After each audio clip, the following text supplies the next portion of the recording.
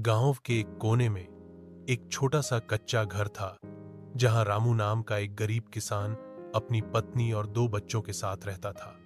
उसके पास खुद की जमीन नहीं थी, इसलिए वह दूसरों के खेतों में मजदूरी करता था। कभी हल चलाता तो कभी पानी देता।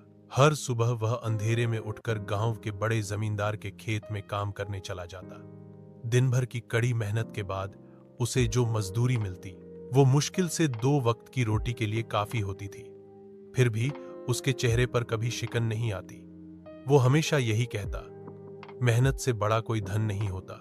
एक दिन जब रामू खेत जोत रहा था, उसे जमीन के अंदर कुछ ठोस चीज टकराई। जब उसने मिट्टी हटाई तो उसे एक पुराना सा लोहे का डिब्बा मिला।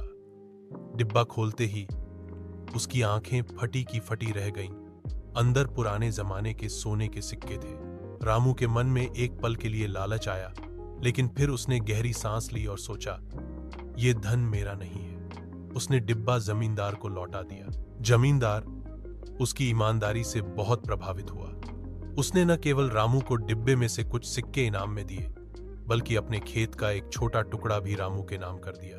अब रामू एक मजदूर नहीं रहा, वो खुद किसान बन गया। उसने अपने खेत में दिन रात मेहनत की और धीरे धीरे उसकी जिंदगी बदल गई। लेकिन उसने अपनी सादगी और ईमानदारी कभी नहीं छोड़ी।